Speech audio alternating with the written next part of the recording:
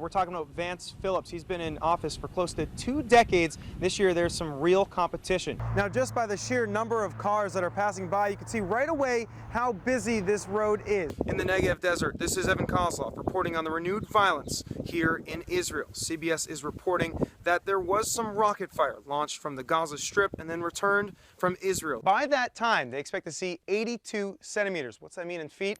It means not 1, not 2, but 2 feet and 8 inches by 2100. It used to be that Labor Day meant the end of tourism. Now October is huge, and that's why people here say that they don't want to see any construction until the tourists are long gone. This small white building on Route 1 may not look like much as you pass by, but it has been a haven for homeless people in the Rehoboth Beach area. Soon this plot of land could change. If you walk with me here, you're taking a look at Hart's Landing. It's a development adjacent to it, and soon the plot of land could look a little bit like this. The area in question is in Milford, where Route 14 meets Route 30. And take a look down below from Chopper 16. You are looking at that roadway, which is better known as Route 1. Now, when you look at the numbers, there's no question as to why many people are turning to scooters like this one. This one gets 110 miles per gallon. Some of them get as high as 140 miles per gallon. On top of that, they're actually pretty fun as well.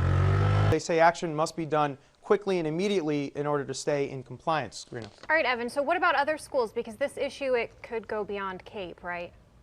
Yeah, it really does. I mean, nationwide and here on Delmarva, you see it. You see these prayers happening all the time before the games. In Dewey Beach, this is Evan Koslof with your Delmarva News Bite. We've all heard of food and coffee to go, but what about jail cells? It's been a very emotional day here in Sussex County, in particular here in the Rehoboth Beach, Dewey Beach area. That's because he lived here behind me in the Silver Lake area, right in Dewey Beach, and I spoke to literally dozens of people. All of them said that he was loved in this area. The emotion is resonating here in Ellendale as well, where the accident happened. If you take a look right here at this lawn on North Old State Road, you'll see the mark of where the car was traveling before it hit these trees behind me, where Christina lost her life. The goal of getting iPads like this one in the hands of every student is to try to get the kids more involved with the digital world. Take a look at this app right here, Schoology. It's one of the main apps they're going to use.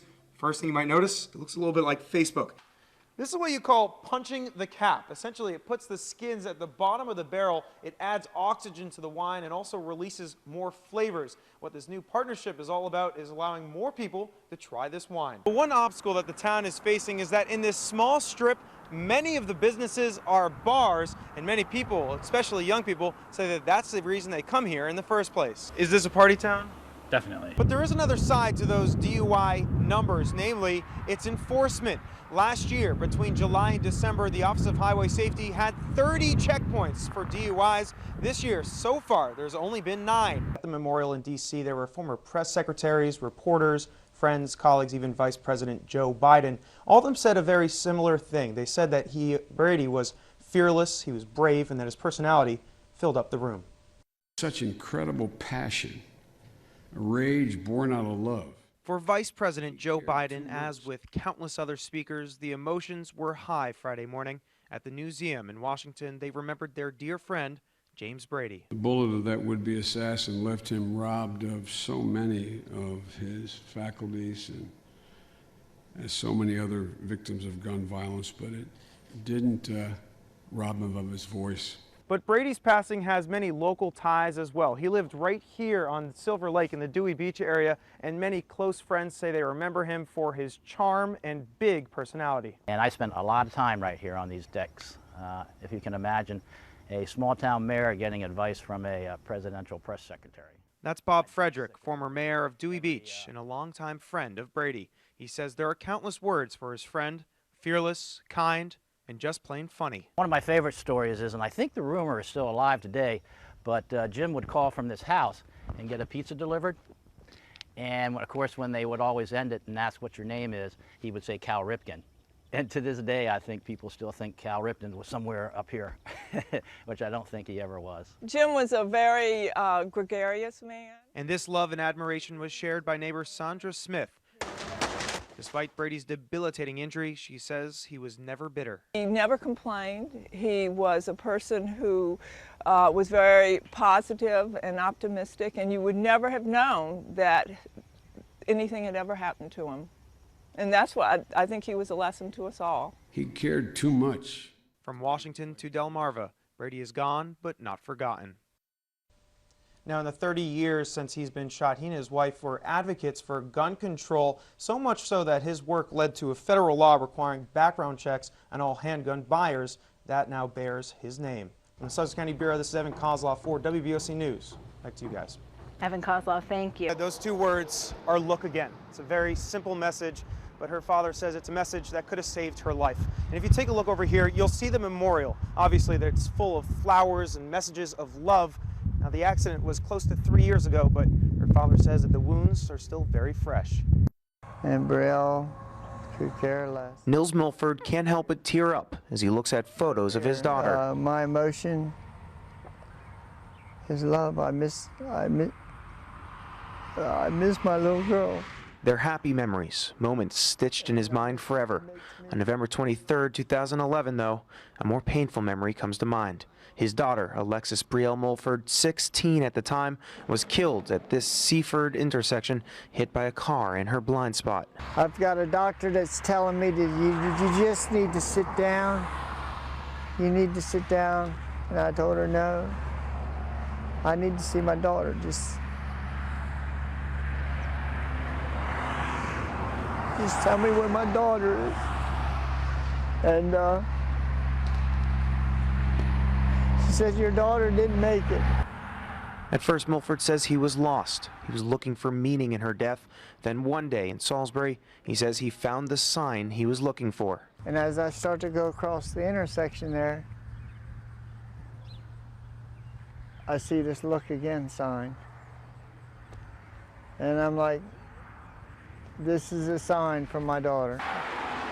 So Milford made some calls. He found out that these signs are all over Maryland, but in Delaware, they are rare. For 2 years, he fought for them. He spoke to county leaders, state lawmakers, and even DelDOT, anyone who would listen to his plea. And then, after 2 years, it happened.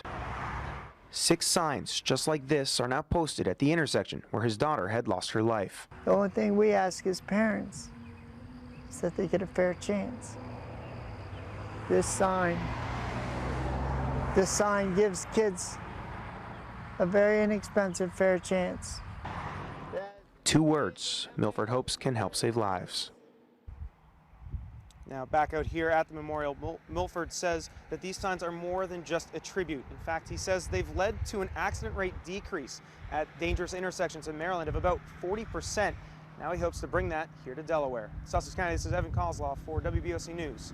Back to you guys. Judge Stokes in Sussex County will have quite a big decision ahead of him in the next couple of months, and it all has to do with this plant right here. I'm sure you could see the iconic Vlasic Pickle logo. Now many neighbors are fighting to make sure that the Allen Harim logo doesn't come here.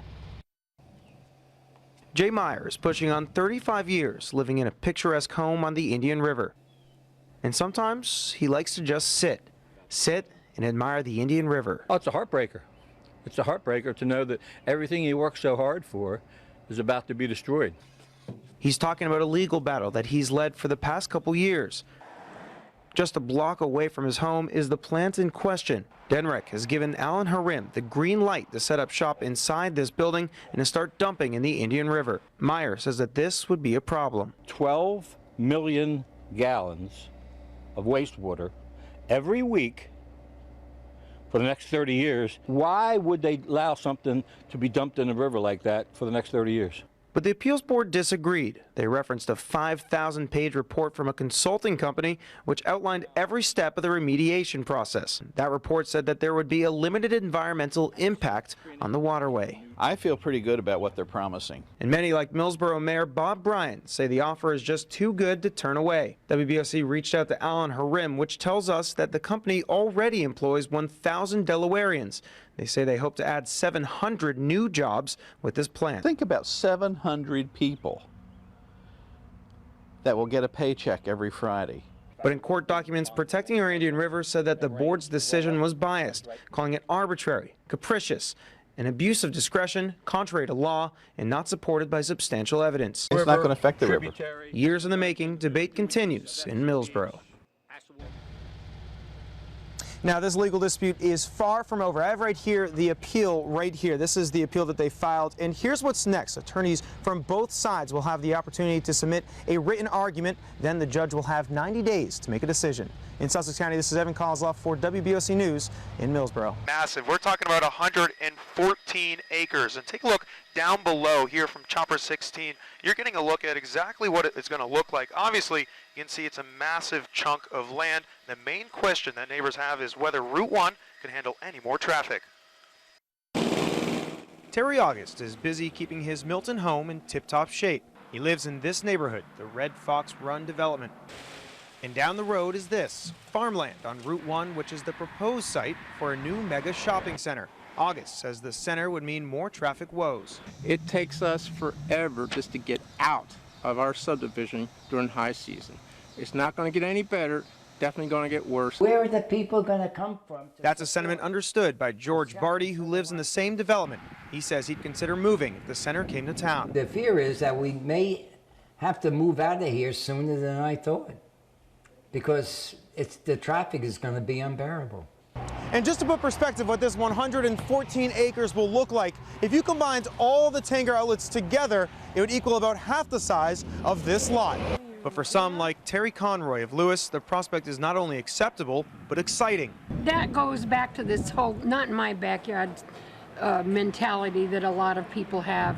They only see it through their own prism. They don't see it through the prism of the whole area. Also of Lewis, Abby Firestein says that she too is on board with the shopping center, adding it's all about location. I think in this area, the development in terms of commercial development should be limited to the area where there's already commercial development, meaning Route 1. A mix of opinions over the future of this land. And back up here in Chopper 16, don't be surprised to hear a lot more about this development over the next couple years. The first planning and zoning public hearing on this issue will be on October 9th, and this could mean the start of years of debate here in Sussex County. In Chopper 16, this is Evan Koslof for WBOC News. Back to you guys. The debate lasted close to an hour, and each of the candidates answered 6 questions. The central focus to all of it is whether incumbent Vance Phillips is right for the job. No matter what I say too much.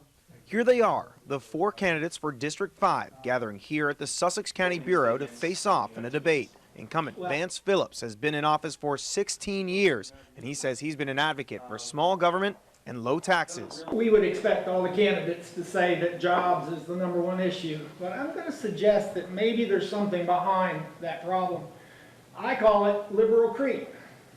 The liberals have taken over Washington, D.C., and they're primarily on the Democrat side. Phillips faces an impending civil lawsuit in February where he's accused of sexual wrongdoing by a female intern.